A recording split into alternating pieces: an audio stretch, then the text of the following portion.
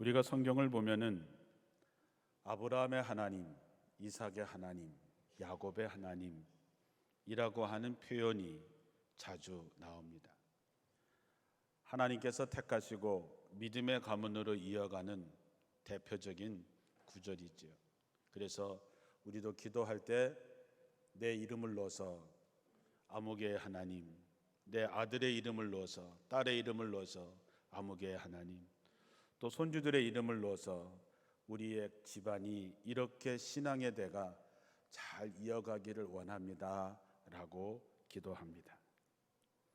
그런데 그들은 정말로 하나님의 특별한 은혜를 받고 사는 사람들이지만 성경을 가만히 묵상해 보면 그들의 삶은 지금 우리가 사는 것보다 훨씬 힘들고 어려운 삶을 살았습니다.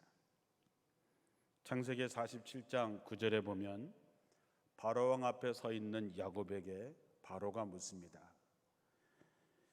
올해 나이가 어떻게 되느냐고 물었을 때에 야곱이 이렇게 말합니다. 내가 세상을 떠돌아다닌 횟수가 130년이 되었는데 우리 조상들보다는 짧게 살았지만 험악한 세월, 고통스러운 세월을 보냈습니다. 이렇게 대답합니다. 아브라함의 하나님, 이삭의 하나님, 야곱의 하나님, 하나님의 큰 축복을 받은 야곱이었지만 130년이라고 하는 세월을 정말 고통스럽게 험악한 세월을 보냈다라고 고백하고 있습니다. 아브라함도 이삭도 야곱뿐만 아니라 이스라엘의 대표적인 지도자인 모세의 삶도 참 힘든 삶이었고, 다윗 왕의 삶도 그랬고, 예수님의 삶도, 사도들의 삶도, 그리고 사도 바울의 삶도 길든 짧든 모두 험악한 고통스러운 세월을 보냈습니다. 인생이라고 하는 것이 그렇습니다. 하나님을 믿는 우리의 인생도 가만히 들여다보면 힘들고 어렵고 고통스러운 일들이 누구나에게나 다 있습니다. 누가 좀 많고 적은 차이뿐이지 우리에게도 삶이라고 하는 것이 그렇습니다. 고통스럽다라고 하는 말은 무언가를 잃어버렸다라고 하는 것입니다. 결핍을 말합니다. 그 말 속에는 또한 회복이라고 하는 간절한 염원이 그 말 속에 담겨져 있습니다. 아담과 하와는 범죄함으로 에덴 동산을 잃어버리고 이제는 스스로 땀을 흘려서 개간해야 하는 고통을 느끼게 됩니다. 범죄한 인간은 형제간에 돌로 쳐 죽이는 그런 일도 생겨서 형제간의 관계도 깨어집니다. 아담의 범죄 이후에 우리는 죽음이라고 하는 인간이 해결할 수 없는 엄청난 문제를 갖게 되었고, 그 결과 우리는 사랑하는 사람들을 떠나보내야 하는 아픔도 있고, 때때로는 자식을 먼저 보내야 하는 고통도 있습니다. 우리는 이런 무거운 인생의 짐을 지고 살아가게 돼 있습니다. 그때부터 인간의 삶에는 잃어버림으로 인해서, 결핍으로 인해서 끝없이 밀려오는 상실감 때문에 우리는 고통 가운데서 살고, 그래서 누군가를 원망하고 누군가를 미워하고 누군가에게 상처를 주면서 살아가고 있습니다. 이 문제 해결을 위해서 예수님께서 오시지요. 예수님께서 이 땅에 오신 것은 두루 다니시면서 하나님의 나라, 천국의 복음을 전파할 뿐만 아니라 모든 병과 모든 약한 것들을 고쳐주셨다 그랬습니다. 예수님이 그렇게 하신 이유는 우리를 불쌍히 여기셨기 때문입니다. 그것은 우리가 마치 목자 없는 양처럼 내팽겨져서 정말 고통을 당하고 있기 때문이죠. 또한 주님께 치유를 받고 회복하기 위해서 예수님을 찾아왔던 많은 사람들이 있었습니다. 천국 복음을 듣기 위해서 온 사람들도 있었지만 자기의 인생의 도저히 해결할 수 없는 고난의 문제를 갖고 온 사람들이 대부분이었습니다. 특별히 성경에는 건강을 잃어버린 문둥병 환자들, 12년 동안이나 낫지 않는 혈우증 환자들, 열병, 귀신 들린 자, 앞을 보지 못하는 맹인들, 걷지 못하는 사람들, 당시에는 고칠 수 없는 병을 앓고 있던 사람들이 마지막으로 예수님을 찾아옵니다. 찾아온 그들에게 예수님께서는 귀신을 쫓아내고 병을 고쳐주고 그들을 자유롭게 하셨습니다. 건강을 잃어버린 그들은 가족들로부터 친구들로부터 멀어지게 되고 경제적으로도 인간관계도 모두 잃어버렸지만, 그렇지만 예수님을 만나고 나서 치유됨으로써 그러한 것들을 회복하게 됩니다. 우리도 마찬가지입니다. 우리도 다 예수 믿는 사람들이고 다들 집사님, 권사님, 장로, 목사이지만 우리도 영적으로나 정신적으로나 육체적으로 치유되어야 될 사람들이 많이 있습니다. 경제적으로도 회복되어야 되는 사람들도 많이 있습니다. 예수님은 우리를 불쌍히 여기시고 그래서 우리를 부르시고 찾아오십니다. 또 우리가 부르짖을 때마다 주님은 오셔서 한 사람 한 사람 우리를 치유해 주십니다. 성경에 가만히 보면 예수님은 이 세상을 치유하려고 오셨다 이렇게 말해도 과언이 아닙니다. 우리가 마태, 마가, 누가, 요한 사복음의 모든 절수가 3774절이 있는데 그중에 10%가 조금 넘는 484절이 질병을 고친 이야기, 귀신을 쫓아낸 이야기, 죽었던 자가 다시 살아난 이야기로 채워져 있습니다. 예수님께서 복음서에 대화를 나눈 구절이 1257개가 있는데 그중에 약 40% 정도 되는 485개절이 예수님과 치유와 관계된 절입니다. 우리가 읽은 마태복음 8장만 해도 치유하신 사건이 4가지나 있습니다. 앞에 나병 환자를 고치신 일, 우리가 오늘 본문에 중풍에 걸린 하인을 고치신 일, 다음에 베드로의 장모의 열병을 고쳐주신 일, 16절에는 귀신 들린 자를 고치신 일, 병자를 고치신 일, 28절 이하에는 귀신 들린 자 2사람을 고친 이야기가 나옵니다. 9장에도 침상에 실려온 중풍병자를 고치신 일, 어떤 관리의 딸과 12년 동안이나 혈류증을 앓던 여인을 고쳐주신 일, 2 맹인을 고쳐주신 일, 벙어리를 고쳐주신 일, 이렇게 8장 9장에만 해도 무려 9차례나 치유의 사역이 기록되어 있습니다. 사랑하는 성도 여러분, 성경에 이렇게 기록을 한 이유가 뭘까요? 이것은 우리도 이와 같이 될 수 있다, 이와 같이 되리라고 하는 하나님의 약속입니다. 예전에는 됐는데 지금은 안 되는 것이 아니라 성경에 기록된 것은 우리로 하여금 이것을 믿고 우리도 그러한 삶을 살라고 기록한 것이지요. 성경에 쓰여진 대로 믿음대로 역사하시는 하나님을 믿고 경험하게 되기를 주님의 이름으로 축원합니다. 오늘 본문의 이야기는 예수님께서 백부장의 하인의 중풍을 고치는 이야기입니다. 그런데 오늘 이야기는 주인공이 병고침을 받은 중풍에 걸렸던 하인이 아니라 백부장이 주인공입니다. 중풍에 걸려서 고통 중에 있는 하인이 고침을 받았다라고 하는 것으로 그 하인이 사실은 주인공이 되는 것이 맞는 것 같은데 오늘 본문의 주인공은 백부장입니다. 이 말씀을 읽을 때마다 우리에게 큰 힘이 되는 것은 오늘 우리 모두가 다 치유의 주인공이 될 수 있다라고 하는 것입니다. 나로 말미암아 누군가가 치유될 수 있다는 소망을 갖게 해주는 말씀이기 때문에 더욱 중요합니다. 성경에는 고통 중에 있는 병자들을 위해서 섬기는 이들 때문에 고쳐진 여러 역사들이 기록되어 있습니다. 오늘 하인을 위해서 부탁하는 백부장뿐만 아니라 아들을 구하기 위해서, 딸을 구하기 위해서 예수님께 매달렸던 부모님들이 계십니다. 중풍에 걸려서 움직일 수 없는 친구를 침상에 나누어 메고 왔는데 사람이 너무 많아서 예수님께 다가갈 수 없자 뒤로 돌아서 지붕을 뜯어내렸던 그 친구들 때문에 중풍에 걸렸던 그 친구가 침상을 가지고 집으로 걸어가는 기적도 나타나게 되죠.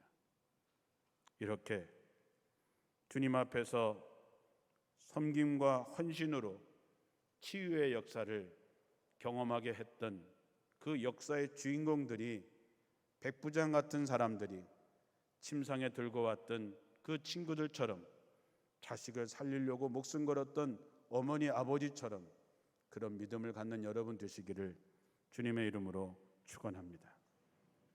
오늘 본문에서 찾을 수 있는 특별한 점이 하나 있는데 그 백부장은 유대인이 아니라고 하는 것입니다. 당시 이스라엘을 점령하고 있는 로마군의 장교 이야기입니다. 백부장이라고 하는 것은 부하를 약 100명 정도 통솔하는 지휘관입니다. 이 백부장이 어떻게 예수를 믿게 되었는지에 대해서는 성경에 기록이 없어서 자세히 알 수는 없지만 그는 예수님을 구세주로 믿는 이방인 중에 한 사람이었다라고 하는 것이죠.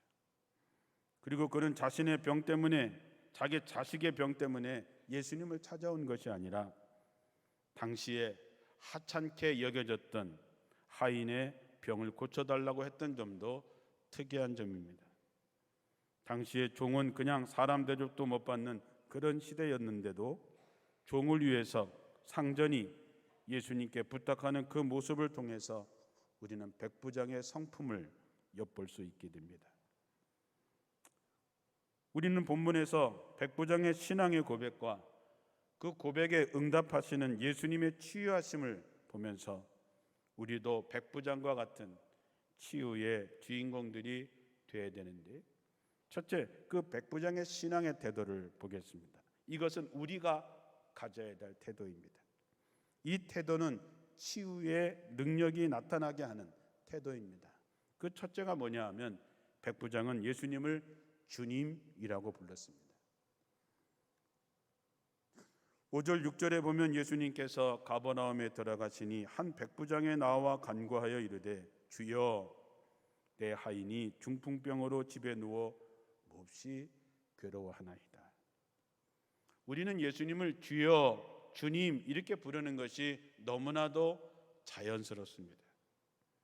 그러나 당시의 백부장이 예수님을 주님이라고 부르는 것은 아주 대단한 일이고 어떻게 생각하면 대단히 위험한 일입니다. 당시에 로마 사람들과 로마의 군인들에게 있어서 주라고 부를 수 있는 것은 황제밖에 없습니다. 그래서 로마의 황제의 동상을 여기저기 세워놓고 그를 주로 고백하게 만들었습니다.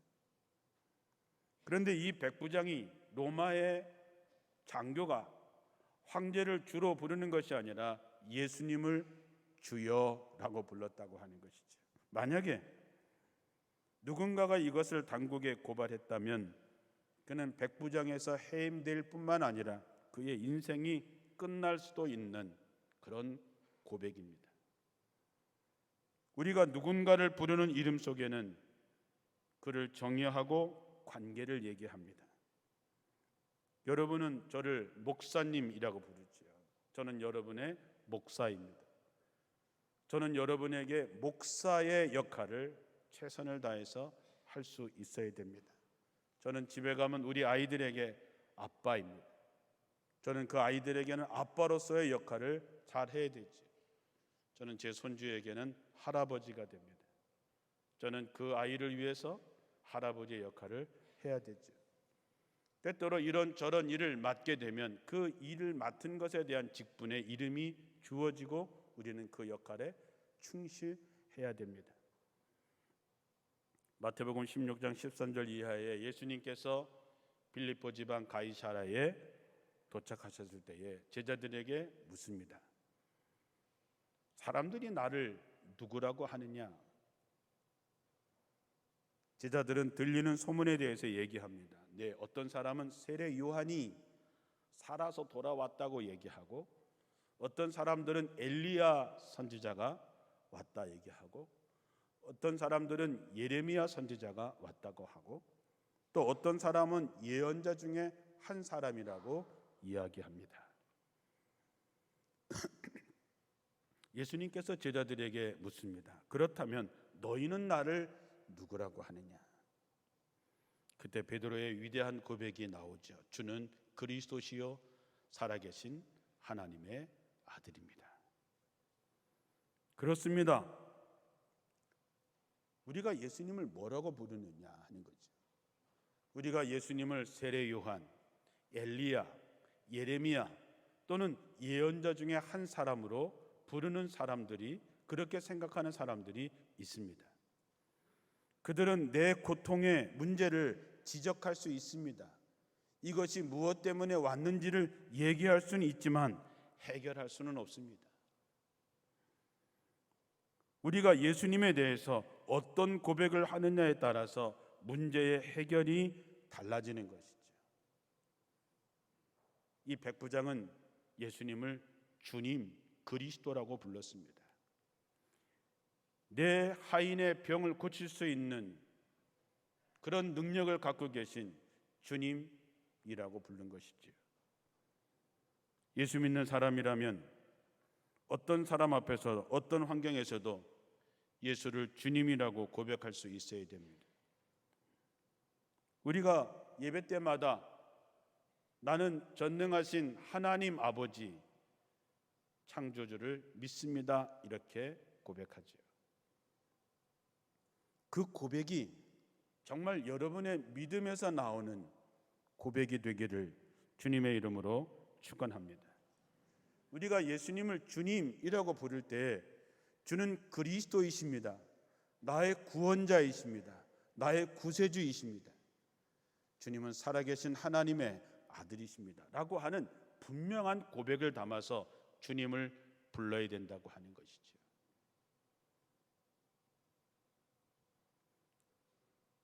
이 고백이 정말 중요한 것입니다. 많은 사람들이 예수님을 주님이라고 부르지만 저들이 믿는 주는 따로 있을 때가 많이 있습니다.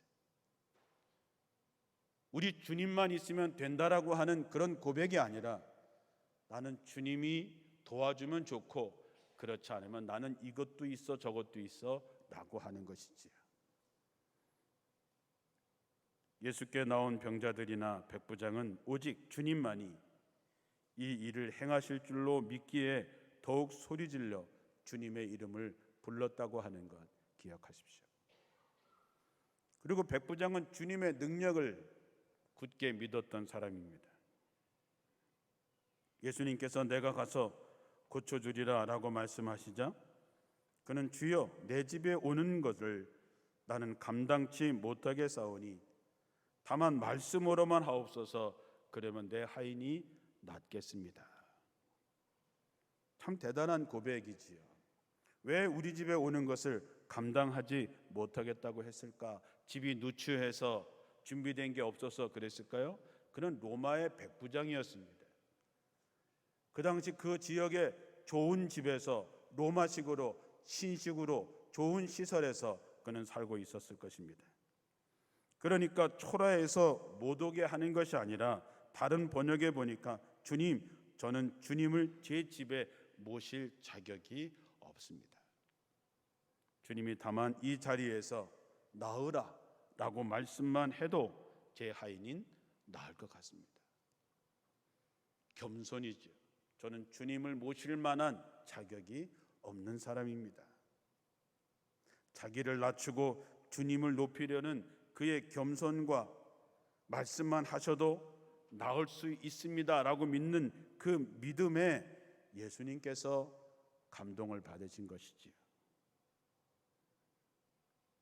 그의 신앙이 얼마나 순수한가는 9절에 나옵니다. 그는 군인이기 때문에 내가 남의 수하에 있고 내 아래도 군사가 있으니 가라고 하면 가고 오라고 하면 옵니다. 내가 내 정도로 오라고 하고 이거 하라 저거 하라 하면 합니다. 그러니 명령만 하십시오. 말씀만 하십시오. 그러면 그대로 될 것입니다. 이만한 순수한 믿음이 어디 있겠습니까? 그래서 예수님께서 그의 믿음을 칭찬하신 것이지요. 이러한 믿음의 태도가 우리에게 정말 필요합니다. 신앙이 여러분의 삶을 이끌어가고 주관하고 끌고 갈 수 있어야 신앙이 현실적으로 이러한 모습이 나타내야지. 그냥 하면 좋고 아니면 말고 이것은 아니지요. 그렇게 말하는 백부장 앞에서 이제 예수님이 응답하십니다. 성경에 내게 부르짖으라 내가 응답하겠다. 이런 구절들이 여러 번 나옵니다. 주님께서는 인격적인 하나님이시기 때문에 나를 불러라. 그러면 내가 응답하겠다. 나를 불러라. 내가 가겠다. 주님께서 7절에 내가 가서 고쳐주리라 라고 말씀합니다. 이 7절의 짧은 구절이지만 한번 나눠서 보겠습니다. 첫째는 내가 라고 하는 말입니다.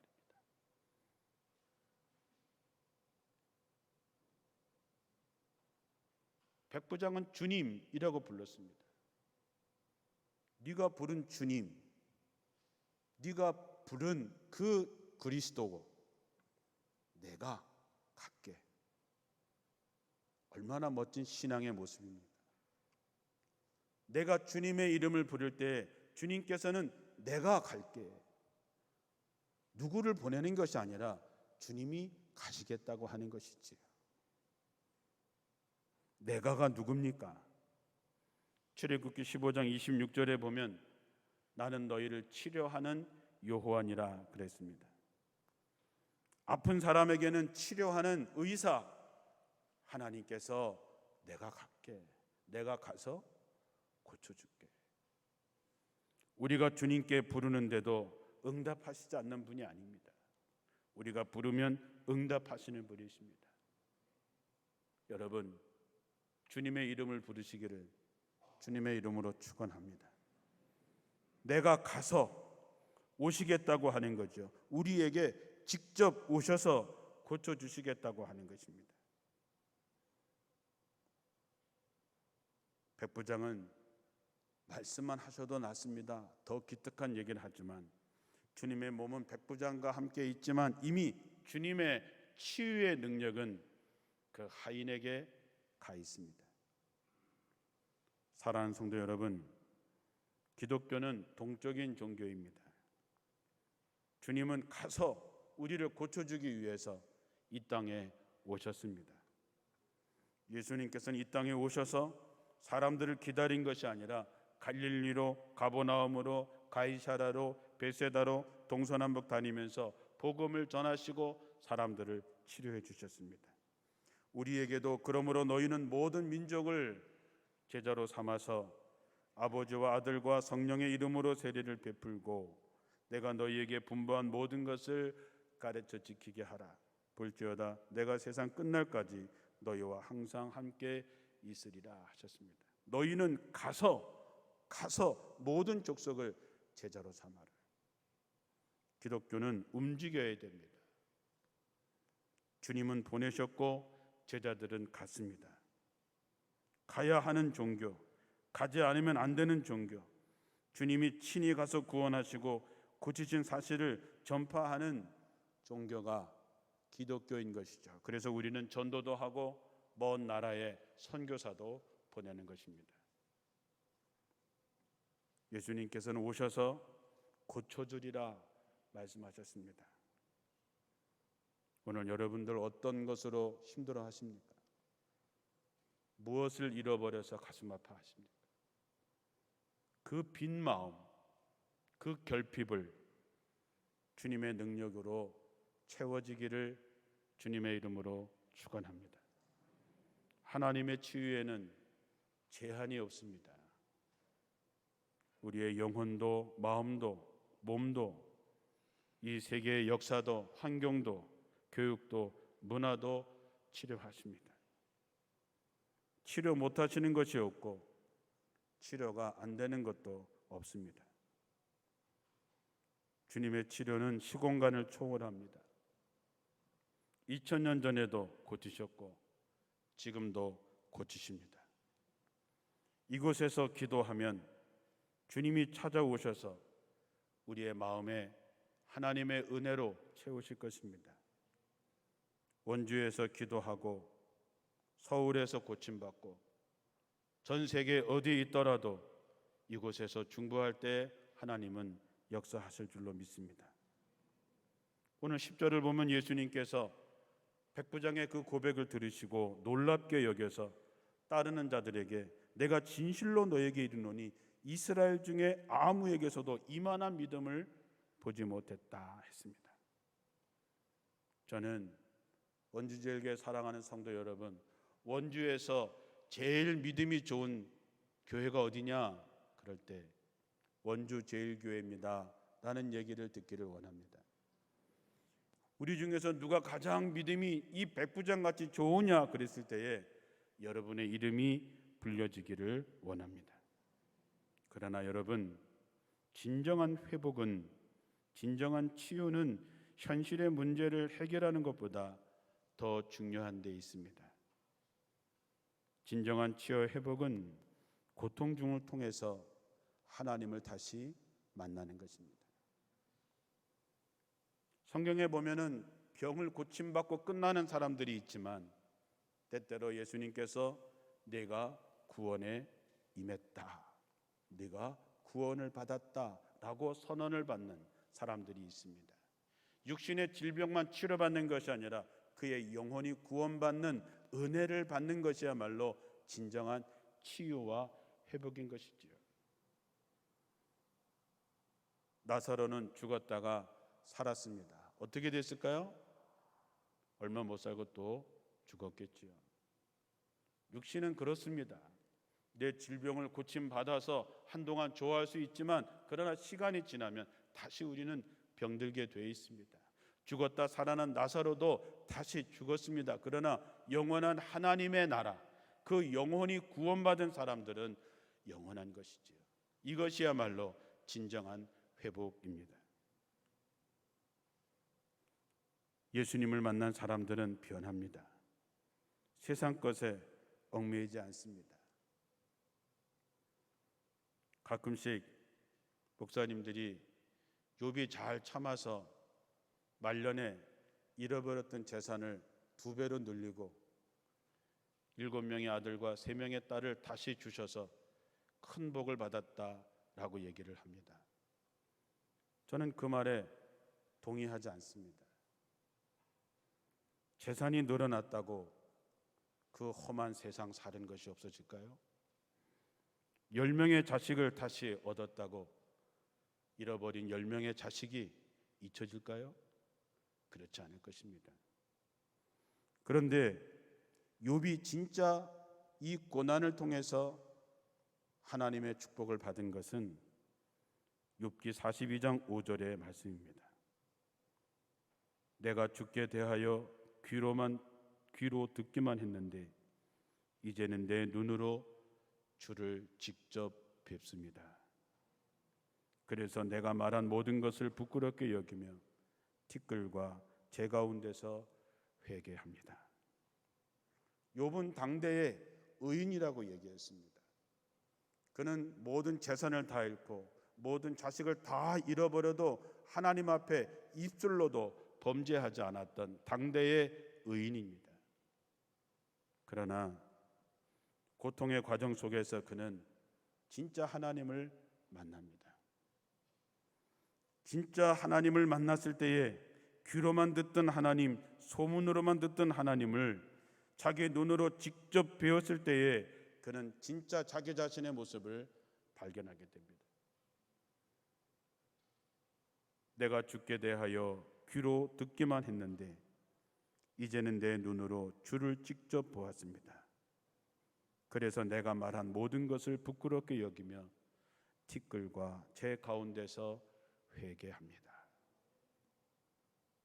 우리 인생은 힘듭니다. 고달픕니다.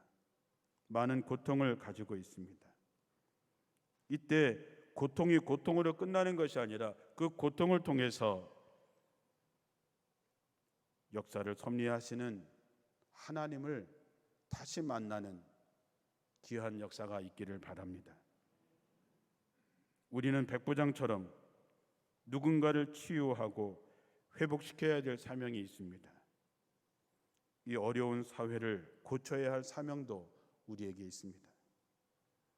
그러기 위해서는 우리가 진리를 알지니 우리가 먼저 진리 안에서 자유한 사람들이 되어야 됩니다. 우리 모두 진리이신 예수님을 진정으로 만나서 그분을 주님이라고 고백하고 그분의 능력을 믿고 그분께 맡길 때 여러분이 갖고 있는 모든 아픔과 괴로움과 고통이 그 주님으로 말미암아 진정한 치유와 회복을 경험하게 되고 그것을 통해서 진정 하나님을 다시 만나는 하나님의 역사가 우리 모두에게 함께 하시기를 주님의 이름으로 축원합니다. 기도하겠습니다.